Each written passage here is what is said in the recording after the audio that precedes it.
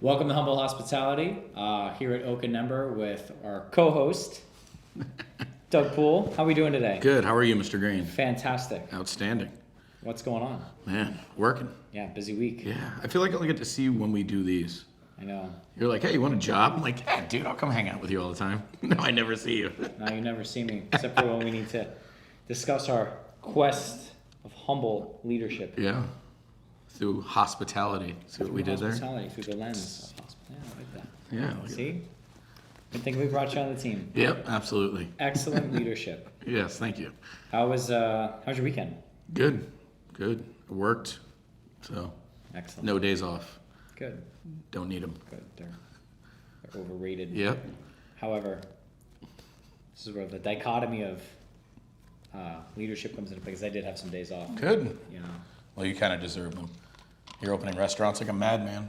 How many restaurants do you want to open in total? I don't know. Matt told me never to ask you that question. Don't ask me that question. I don't know. It's funny you say that, because when we opened Colleges, the concept was to, and it still is, still the objective. It's not the mission statement, but it is, an objective. To be a company of restaurants, of multiple brands, and continue to provide opportunity and leadership to the people that want to work in a professional environment and build and grow their skill set and contribute to something more than just a job, right? And so we've been able to do that the last 3 years. Our mission statement is quite simply, and you see it on my email signatures, is serving smiles one plate at a time, because that is what we do in our restaurants on a day-to-day basis, whether it's one restaurant or 100 restaurants. So, I don't really think that I have a specific set number in mind, to be honest with you. We're a little bit further ahead of where I expected us to be 4 years into the game, which is great. So really my goal is to develop enough leaders so that it forces me to find new buildings to provide them the opportunity to grow and develop. So I think that's the best way to answer that. You hear that, Matt? That's one a year. Well, we're on 4 for this year. Yep. 4 opens for this year. So Jeez. But a lot of that too was due to COVID, and I've mentioned this a couple months ago in one of our pre-shifts, but at the peak of the COVID closures, St. Lucie County, where all our restaurants are located, lost 1,500 hospitality-based jobs, whether it's hotels, restaurants, whatever, right? And we've been able to, after taking advantage of some of these closures from COVID, and once we build the Oyster Bar, we'll add 150 of those jobs back. So, for one employer to be able to, replace 10% of the jobs lost in a community is no small feat. Right. And it's No, pretty for sure. exciting. But again, it goes back to, something about leadership where it's you can't think of yourself first. So what I mean by that, and before we get into our book and cover Gordon Ramsay Part 2, it brings me back to a conversation I had with a leader this week in our organization, and this person says, what can I do to better improve? And I'm like, hey man, and after we had a little bit of conversation, I'm like, you know what, honestly, I'm like, you're asking the wrong question. You should be asking the question of, what can I do to improve others around me? What can I do to improve my team, my other restaurant managers? What can I do to improve my satisfaction with my superiors? What can I do to improve my subordinates' execution level, their efficiency, their knowledge base? I'm like, and when you start to look at those things, you can now trace those steps back and figure out, okay, these are the things that I need to do. Maybe my relational connections are a little bit weaker in this category. Maybe I need to improve this particular group's competency and their knowledge base of the job. And I'm like, once you do that, now you're effectively building yourself as a leader, because you're finding milestones and stepping stones that you have to do. Yeah. And then, but with that thought process, it's about being able to provide great opportunities, not just to come dine in as a guest, but to be a part of as a team member at any level. And by being able to do that, for me, it's not about a specific number I'll keep going. I'll stay at 4 or 5 or whatever it is, and we'll keep going at 500 if we can, as long as we can, continue to provide those opportunities for growth and development for our team. Bruce Lee said, "There's no limitation other than limitation." Makes sense. Or, I'm sorry, he said, "Use no limitation as limitation." Right. So use no limits to be the limit. Right. Makes sense to me. Maybe we'll cover Bruce Lee one day. Excellent. Let's do it. Excellent. Yeah. So getting into our material, this has been kind of fun because I've gotten to say the F-bomb a lot, which I usually don't do in a professional setting, but I'm reading. Full disclaimer. Yeah, let's do that now. By the way. But I am reading straight from Gordon Ramsay's Autobiography, so which is oddly enough titled Humble Pie, which I figured to be a great book to read since we've discussed humble pie, I believe, in episode 1. Humble hospitality, right? And it's important to, maybe if you don't taste that little humble pie every day, it's important to get a nice big old whiff of pie to remind yourself that, leadership starts with you. Right. Leadership starts with the person in the mirror and how you manage yourself, which is why episode 2 is managing oneself. It's the hardest person to lead. So, getting into Gordon Ramsay, if I remember correctly, we left off where he was starting to open his restaurant. He was starting to have some issues with some of the partners, right? Some of the people he didn't trust. And this next title of the chapter 7, is titled, very simply, it's titled War. Which this was actually one of my favorite parts of the book. And when I read it the first time, I was like, oh, that's pretty legit. That's cool. And I've always had in the back of my mind that as if somebody really did your restaurant dirty, a competitor or something, to do that. And I was like, ooh, that'd be pretty rough to do. But never did it, fortunately. Good. Yep, it was good. Thought about it, but I never did it. But no, it's awesome.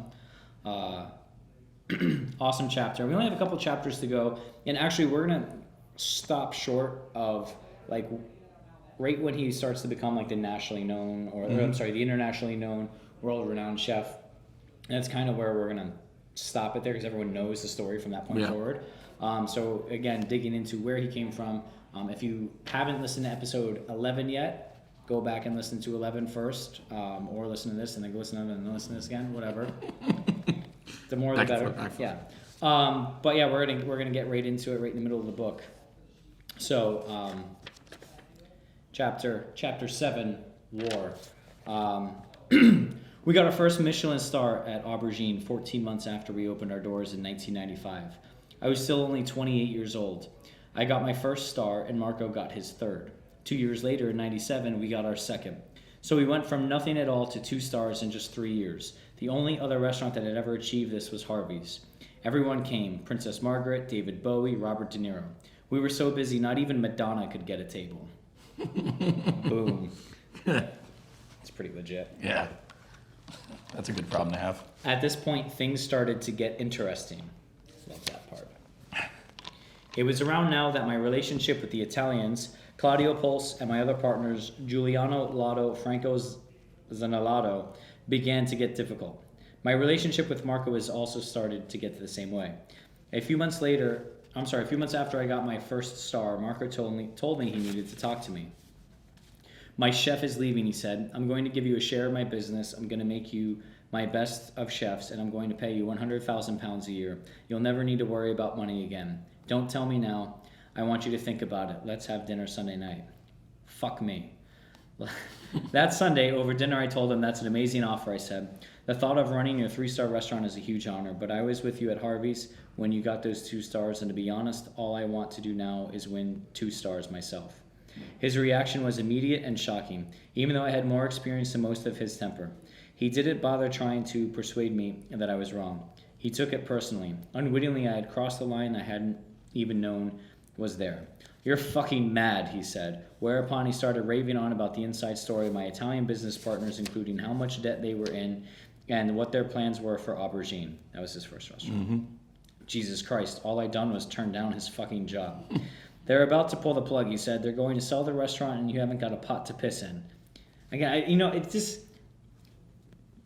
I wish I could read this with a British accent because it just sounds like that much more like impactful and like riveting. So I apologize for my American tone, but I think it'd be a lot more exciting if it was. So, but just imagine that because I'm reading it and I'm hearing it in my mind, but yeah, I'm not doing it justice.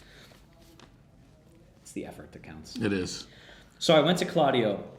The place was fully booked. We were taking 40 grand a week at least. We weren't secure. We're not making any money, Gordon, he said. I know, but we've got good cash flow. It's a healthy business. Then he gave his side of the story so far as Marco went. Things had started to go sour over at the Canteen. That was one of the other restaurants that Marco and the Italians were partnering.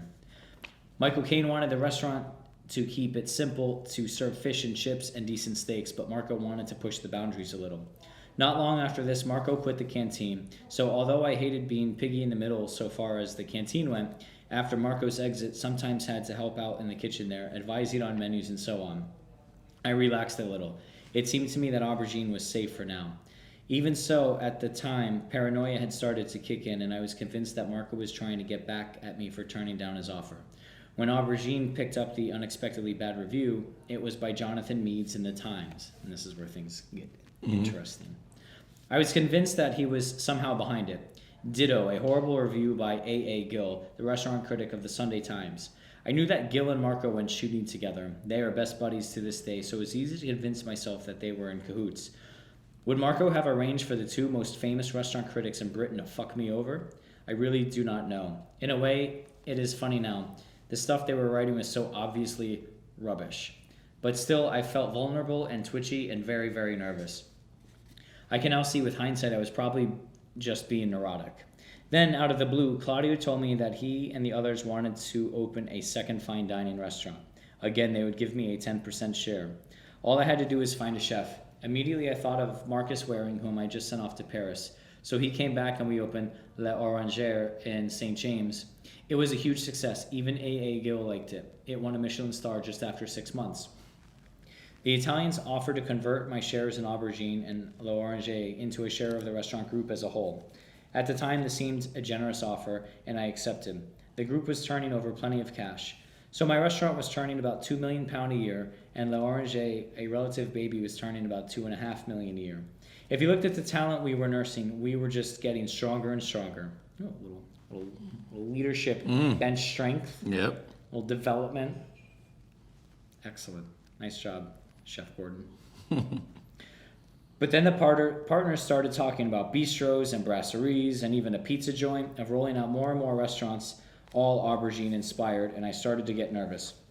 I felt like management was all over the place. They didn't know what they were doing, and I wasn't into cloning myself. I was into excellence and control. The next thing that happened was the other companies started sniffing around with a view to buying us. Luke Johnson, the man behind Pizza Express, was interested, and so was Virgin.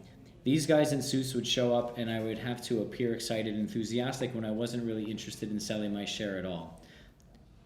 For all that, I was offered £1.5 million for it at one point. I had a word with my father-in-law. I told him that Claudio would sell out regardless of my feelings and offer me as part of the package. What was I to do? In my contract, it said that I left the group. I wasn't allowed to open a new restaurant within a 25-mile radius of Aubergine. Chris advised me not to sign anything. Smart. Yeah. I would have done the same thing. My only power lay in the fact that I owned 10% of the company, but it turned out that my little share was not quite as crucial as I had imagined. Claudio and Franco had 22.5% each. Giuliano had 45%. At this point, my relationship with the Italians went downhill fast. Ooh, relational connection. Imagine that. I had a phone call from my pastry chef. Gordon, he said, I've just been talking with Marco, and he was asking me lots of questions about you.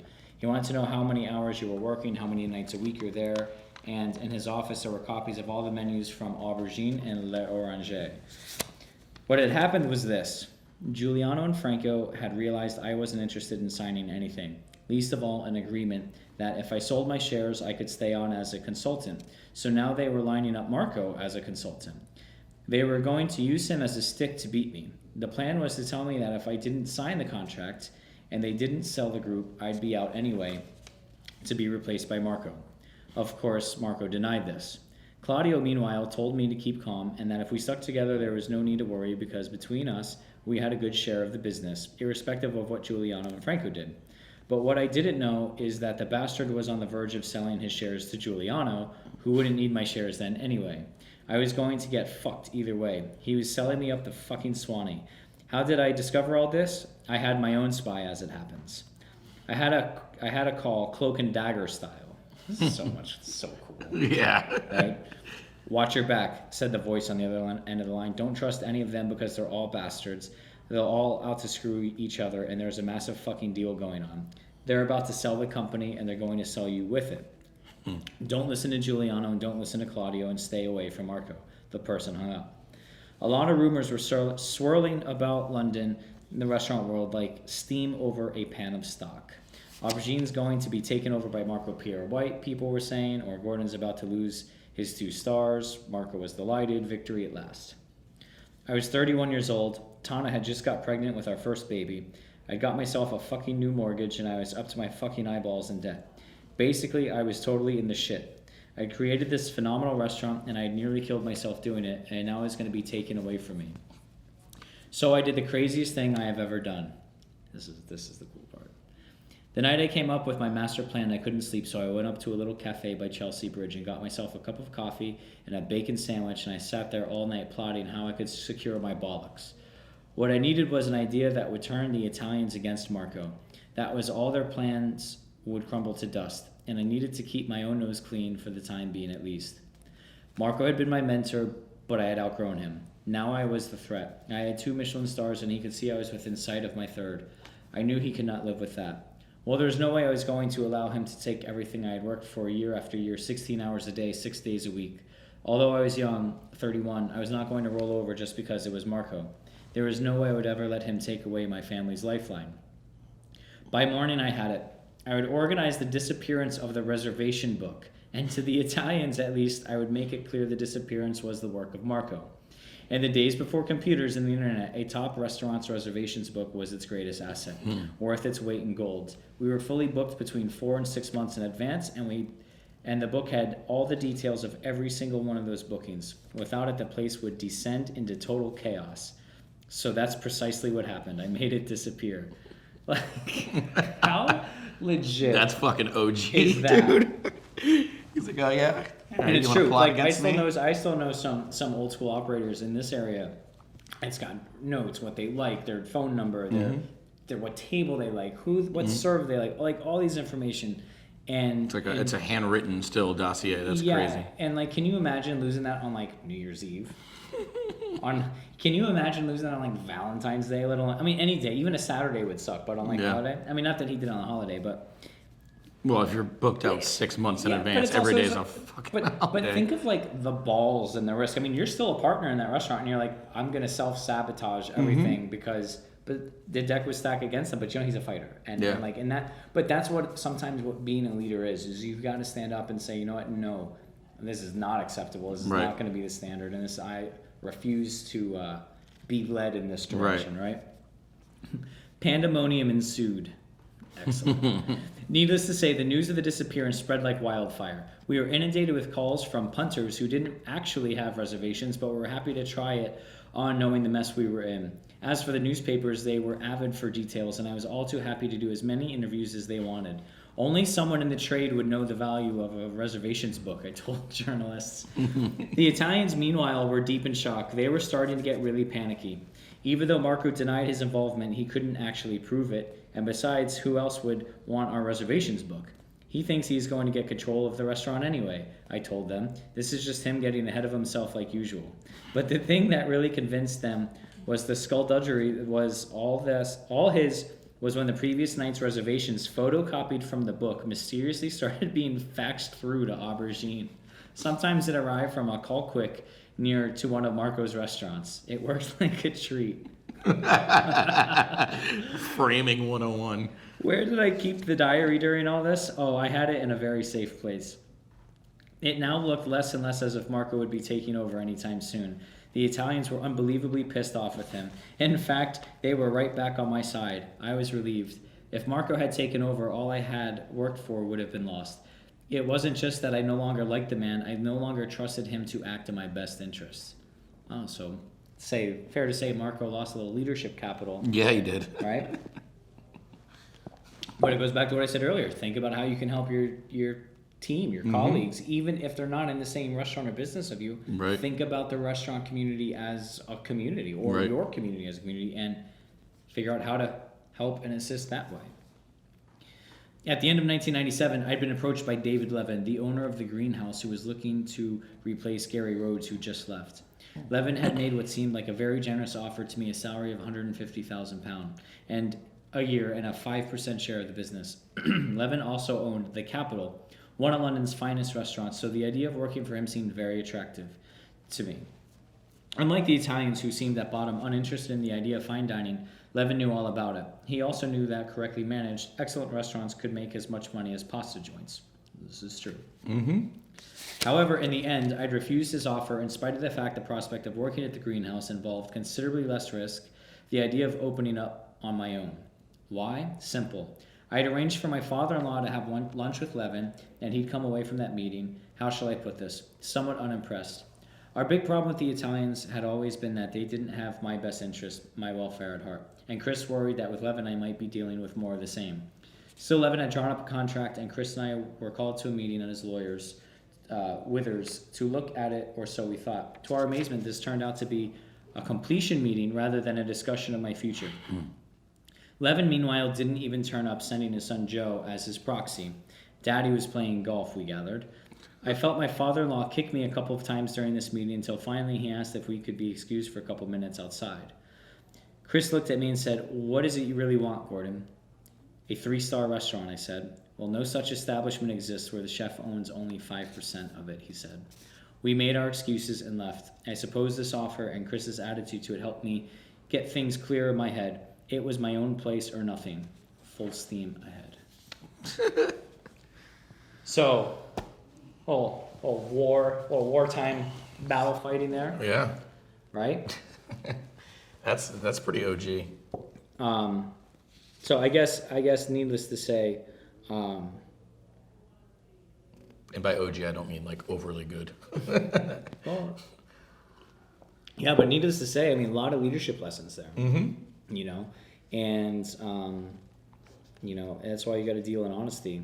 If, I mean, you think of his partners, how they didn't fare so well through that. And Right. we learn a little bit more about that in the next chapter. But yeah, it's very interesting. And let alone his mentor, the guy who brought him up and guided him, really screwed him. Yeah. Really screwed him. And forced Gordon against Yeah. him by being greedy. Right. I mean, that's part of it too about, keeping your circle, keep people in your corner. Those are piss poor people to have around you. I mean, 100%. I could dive into that more, but I won't. Yeah, no, we all could. I'm going to close this chapter out real quick, skip ahead a couple pages. If I ever needed reminding that I was doing the right thing and escaping Marco's clutches once and for all, it came during a conversation we had outside the Mirabelle in Mayfair, which he had opened only a couple of weeks before. It was astonishing and involved Jean-Christophe Novelli, a man who Marco probably thinks should be in his eternal debt. Marco was dying to get his hands on Les Savours in Curzon Street, another restaurant which had the same Japanese owners as Mirabelle, at which point he decided to install Novelli as a chef. Novelli had a small chain of bistro-type restaurants which were incredibly successful, but now he wanted to move into fine dining as well. He wanted to go for a few Michelin stars, so Marco installed him at Les Savours. I did not believe that Novelli was up to it at the time, and later I was proved right. He soon lost the Michelin star he'd inherited, and in a period of about 6 months after that, his other bosses sank without trace one by one. I should not have been surprised when his plate-throwing performance on Hell's Kitchen failed to revive his fortunes, but that's another story. In the garden of the Mirabelle that night, I asked Marco why on earth he had put Novelli into Les Savours. At first he said nothing. He simply stared at me. His eyes were like the barrels of a gun. His answer when it came out chilled me. "Gordon," he said. Gordon. I waited. He was always one for the high drama. Then he said, "Novelli is getting too big for his boots. I don't want him climbing out of his prom, do I?"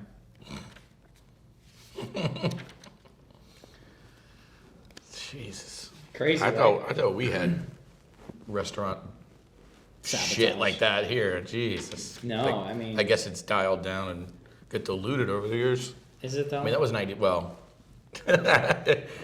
yeah. I mean, to say that we're on the same level as, you know what I mean, would be No, I just a don't great think- compliment for us, but the bullshit still can become relative to whatever level of performance your restaurant's at or whatever, you know, however people revere you. Sure. I mean, so I guess, you know, shit still happens like that, but that's pretty savage. Legit. Gotta have tough skin. Yeah. Tough skin back in those. Even today, obviously, but that is some heavy shit. Yeah. Our next chapter called The Great Walkout. And this is where, you know, especially when you listen to the last episode, this is where I feel as though Gordon is a good leader. Again, you know, what you see on TV, I'm sure is a lot of acting, especially the American shows. Because when you read this and you kind of go through that and you understand who he is and where he came from and what he did, it's a little bit of a different story, you Right. know. And this next chapter really showcases his leadership capital. I do read a fair amount of this, so I apologize if it's going to take a little bit of time. But there's a lot of good stories here. I'm flipping through these. There's so many pictures here. Jesus. That's a shit ton of pictures. Right.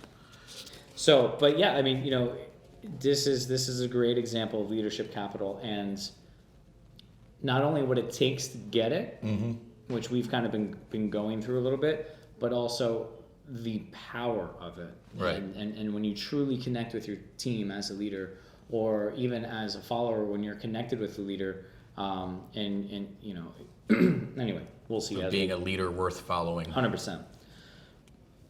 Excuse me. So he goes back to the book. I survived those 6 months, but barely. Looking back, You got the yeah, well, it's the coffee. Hold, please. holding.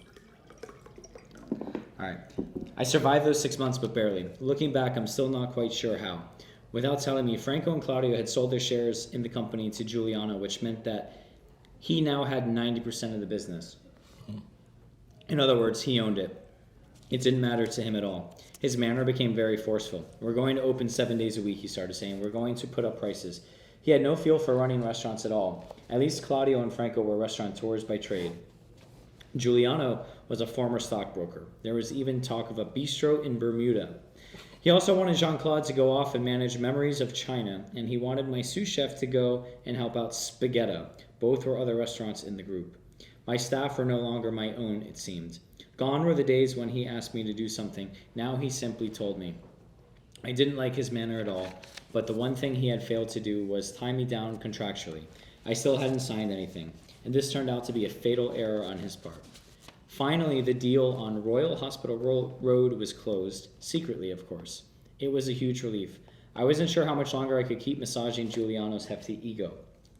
The amount of money I'd borrowed was a huge worry, of course, but the move was certainly made easier by a gesture of extraordinary generosity by my old boss, Pierre Kaufman, who agreed that £500,000 that I was to pay him for the lease on the La Tante Claire property. Remember where he worked at La Tante Claire?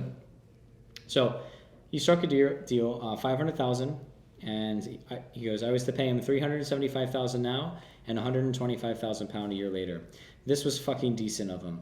I mean, very, very decent. I'll always be grateful to him for it. It meant that we could have spare cash to revamp the place, establish a decent wine list, recruit staff, and generally get the whole shebang off to a good start.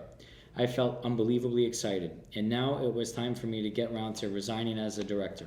This should have been fairly straightforward, you know, hand in notice, work out notice, shake hands, piss off. But thanks mostly to Giuliano, it turned into one of the most dramatic and infamous moments in my career so far. That's got to be a pretty big ordeal. A small discrepancy had been discovered in the food costs at l'Orange.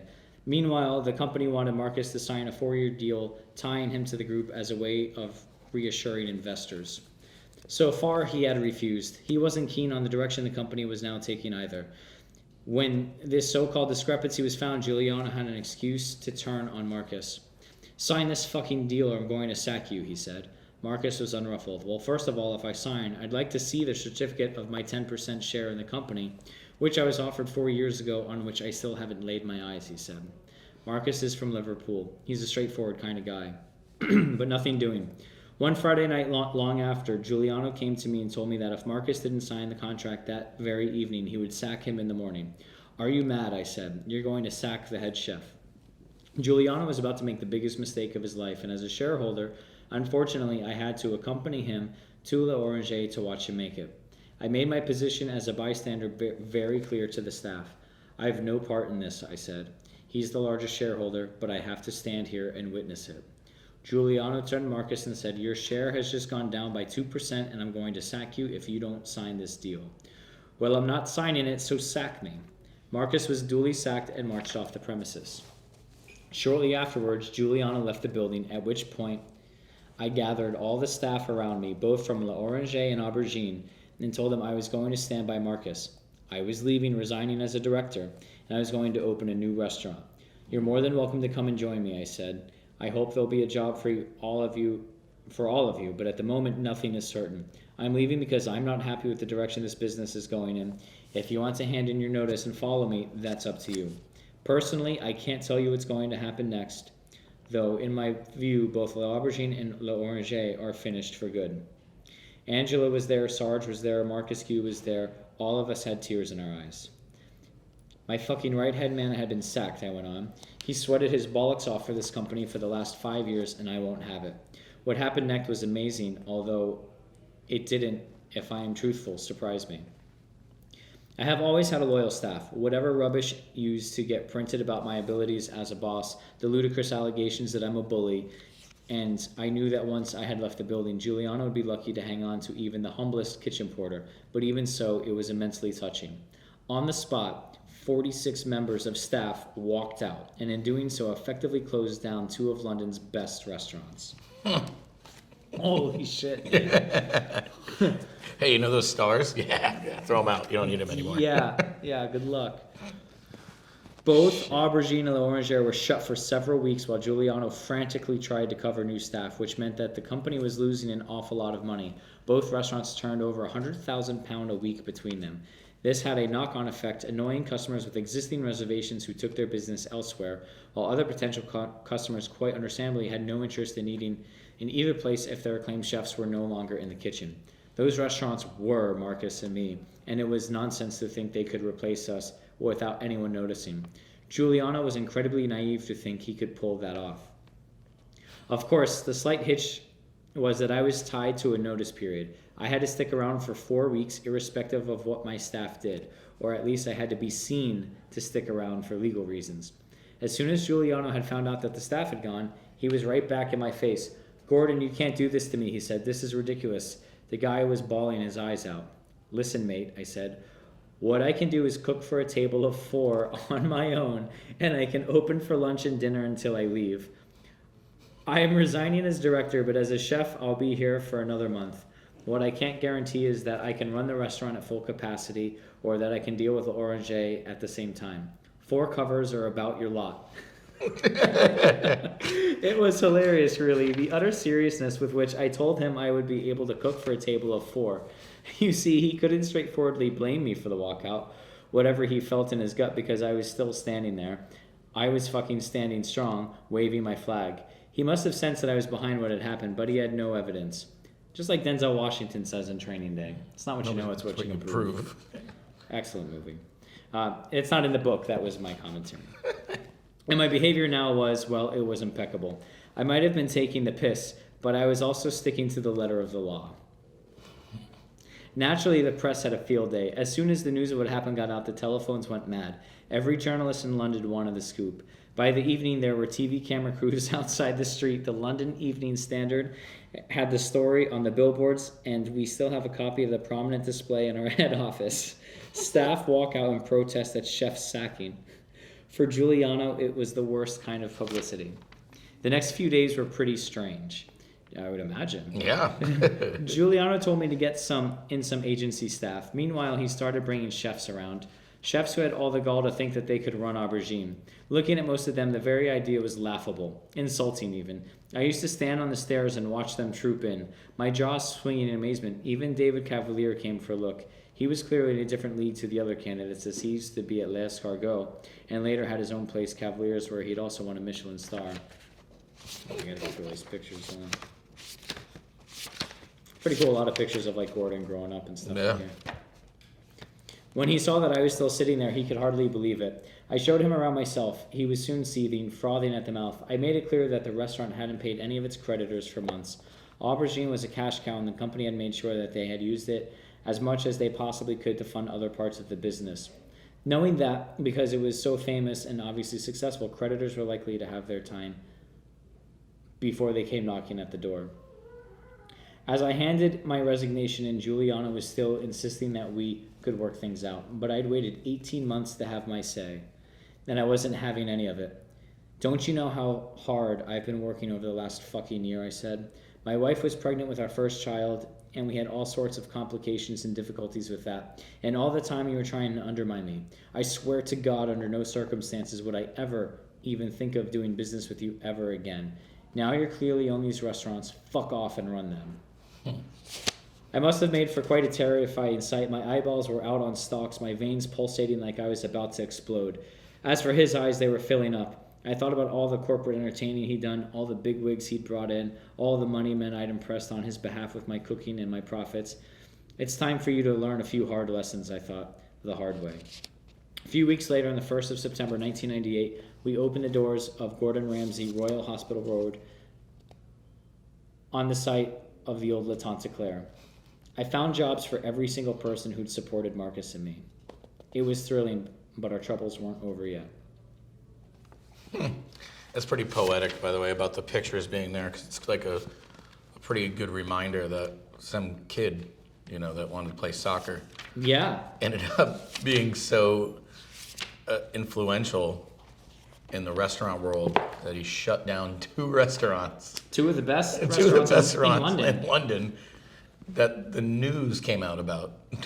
Yeah, well, I mean it's a form of entertainment and drama, and it's awesome, to see leadership in play like that, and not for nothing, but talk about taking a risk and taking a risk, being calculated, and really having a chance at it. Now, what's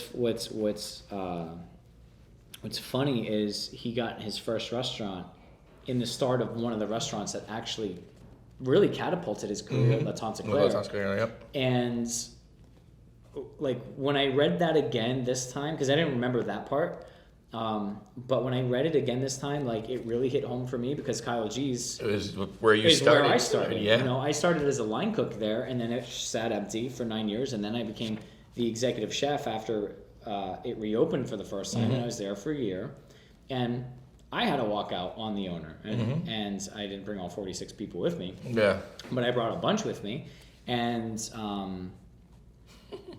because we had more than 46, I guess. But anyway, a bunch left with me, or shortly after me, and then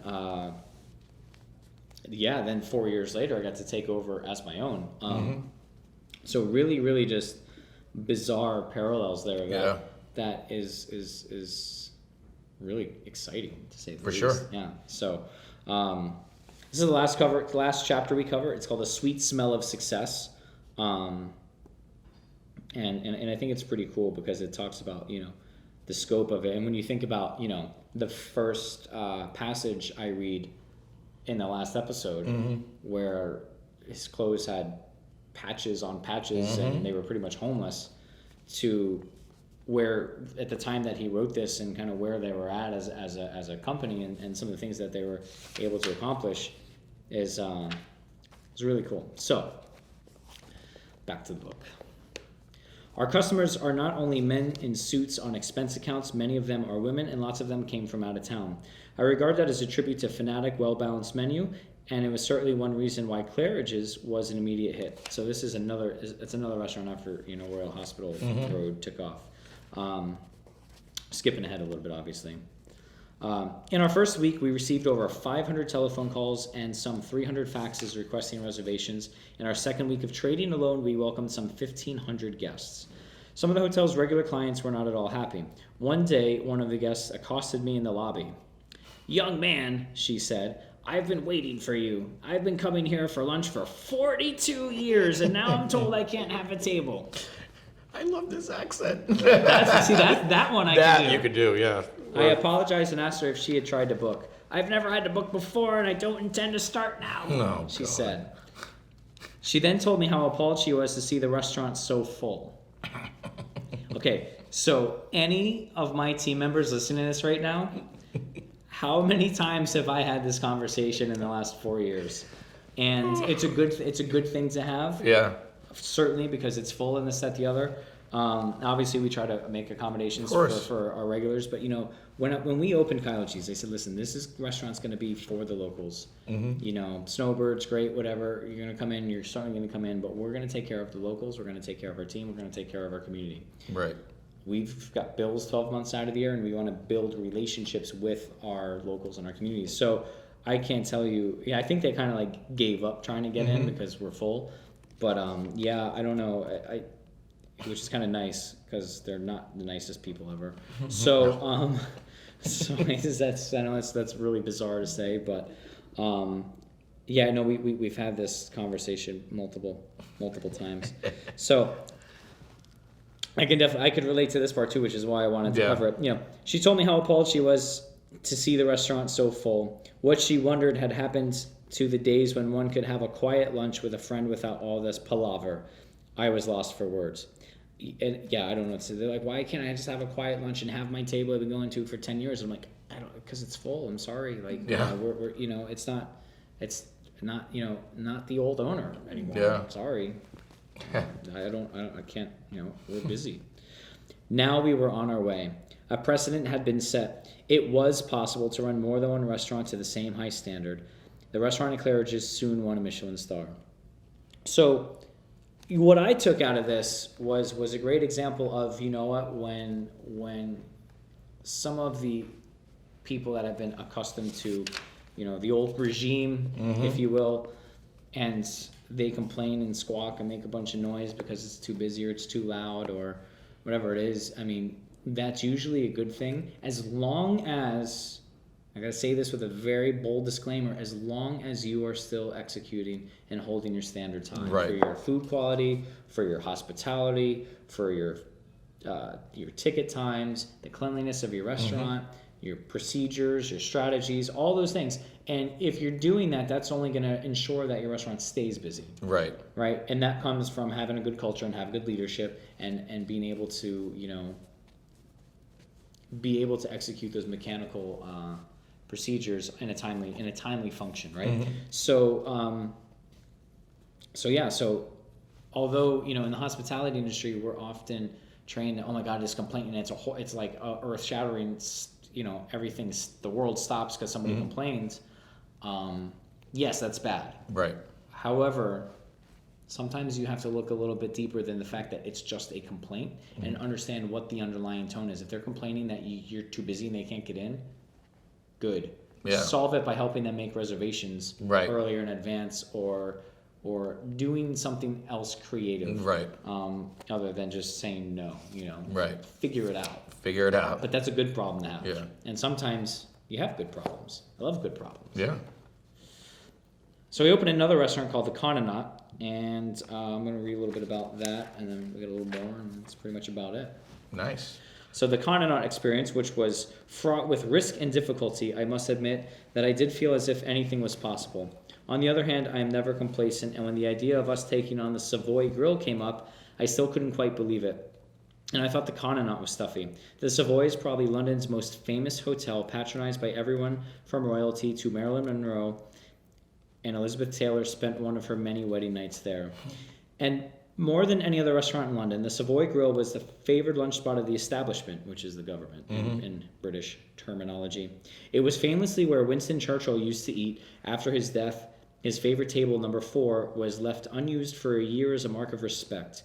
On a typical weekday, you could find any number of cabinet members sitting at its banquets. tucking into bloody meat that was delivered to them beneath a silver dome and carved at their table. The Savoy Grill was very, very traditional. It still had a dessert trolley, for God's sake, heaving with trifles and jugs of buttercup yellow Jersey cream.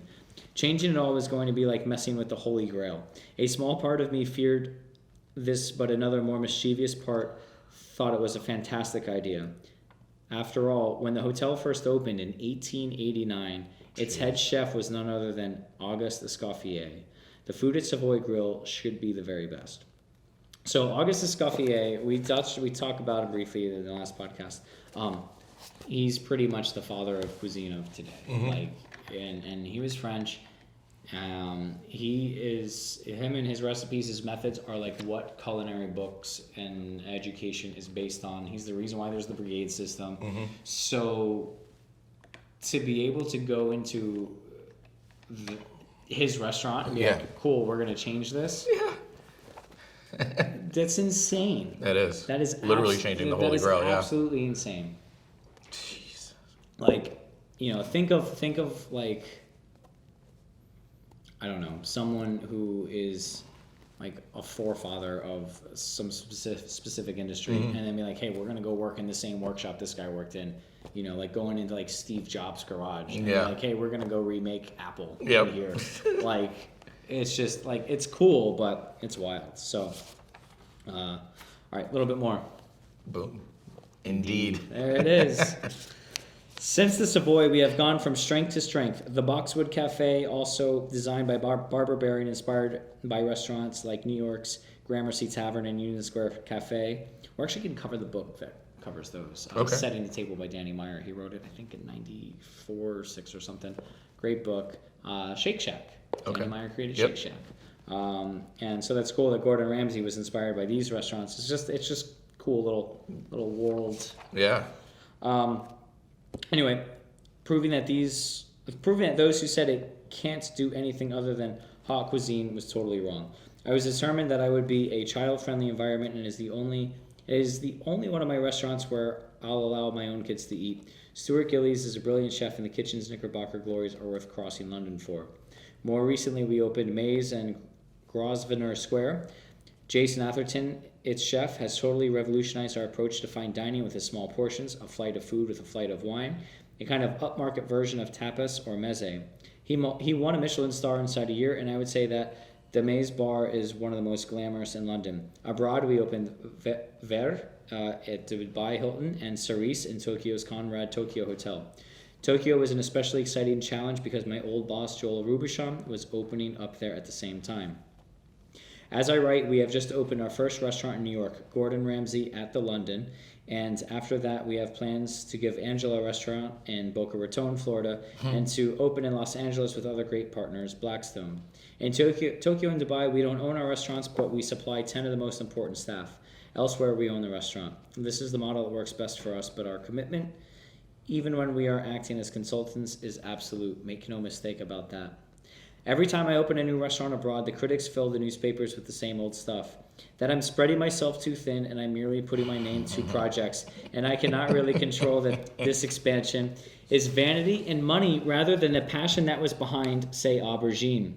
It's total rubbish, of course, and the weeks building up to an opening, I am there totally. I'm hands-on, putting the chefs through their paces, testing every dish over and over. I'm too much of a control freak to do otherwise. And you see the results both in the reviews and in the fact that our restaurants remain full long after the initial buzz is over. The other crucial point is that all my chefs are my own. They've worked for me for years. They've worked their way up. I trust them implicitly. I am not a natural delegator, but that doesn't matter one iota when you're effectively running the best training school in the business. I've got people I can rely on. People ask me who does the cooking when I'm not there, and my answer is, as always, the same people that do it when I am there. Boom. And there's like, just so you guys know, there is like this much, for those of you reading it, there's a good half-inch of book left that I'm not going to cover, just because you can buy the book, and I know Gordon Ramsay's lawyers are probably a little more expensive than mine, so I don't want to sue me for this. Just kidding. We have lawyers. A couple levels. But no, it's an awesome book, and I read that last part because, again, reading it now versus reading it like in culinary school, I've heard a lot of the same things, especially if somebody makes a simple mistake in a restaurant. Granted, we try for mistakes to not happen, but we're human. And then, like I say, it's not about the making of the mistake, it's about the recovery of the mistake. And how can we, show that it's not just about the transaction, but it is still about your experience as a guest, and your experience as a team member, which is why we tend to hire great people. We look for great people. We're always will hire character over skill set. So if you're the best ever line cook or bartender or server or whatever, and you've got a shit attitude, well, guess what? You could be the best somewhere else, because our team is what makes us the best. And I've actually had that same question. Oh, who cooks if you're at the other restaurants? I'm like, the same people that cook when I am there. Yeah. And so it was really reaffirming for me to read that and to really, continue to make sure we build our leadership capital. So we have great people making good decisions, knowing why they're making decisions, and having the tools to know how to make those decisions. So when are we opening in Tokyo? Andres is like, yeah, we out. Yeah. By the way, Matt, I didn't tell you. Start getting on planes. No, it's gonna be a while. Let's figure out all this travel peer pressure you into it. And COVID passports and masks and whatever other nonsense they're gonna come up with next month. But I think this was an excellent journey through leadership. I think it's a great example of struggle. I think it's a great example of the restaurant industry, of what it takes to be successful. When people are like, oh, well, I want to be successful, I want to be a GM, I want to be a chef, but man, these 43 hours a week are really tough. Yeah.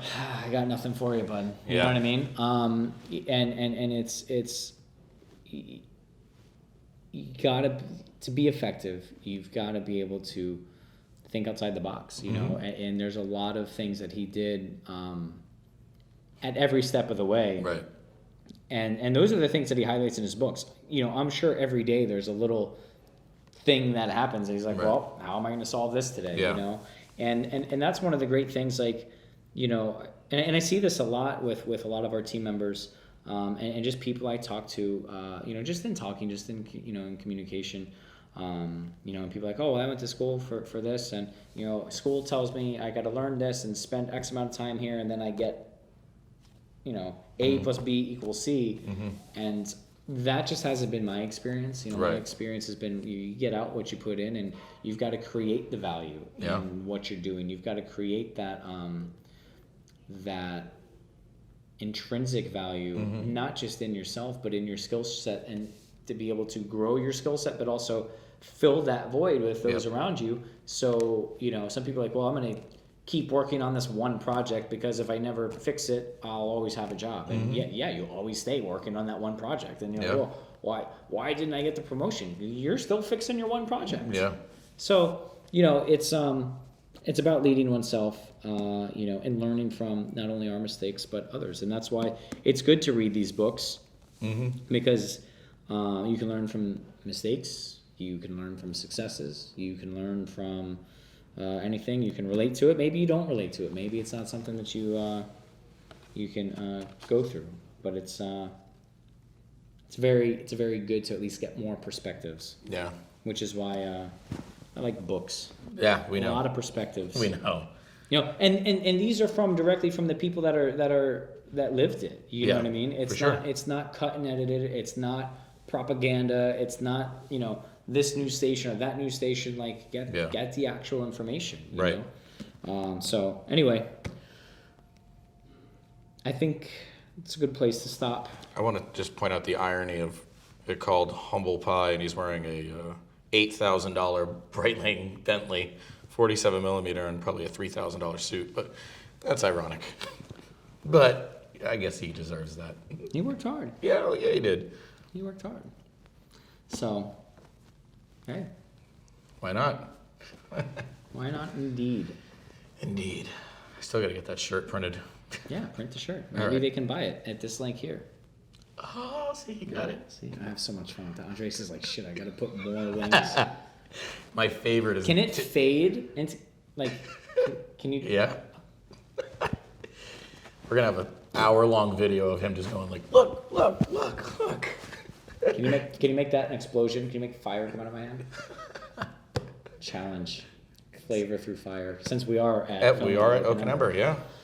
So, since our reservation books are digital, yes, and you'd like to join us in our restaurants, please make them online. No one will be stealing our reservation books. Please make your reservations online. If you go to kylegrestaurants.com. If you go to kylegrestaurants.com, please, you can pick any of our restaurants to make your reservations. Oyster Bar is coming along great. We're shooting to open the last week of May. Hopefully, we'll let you know, but that's the target. And Mother's Day is coming up, so make sure you take mother, grandmother, or any other mothers, Yeah. Stepmothers, mother-in-laws. There's lots of mothers around. Yeah. Grandmother-in-laws. I don't know, but I don't know. take them out for dinner or brunch or lunch. Get a nice little glass of rosé, a little prosecco. Maybe some of them just. Can you imagine seeing my mom drink?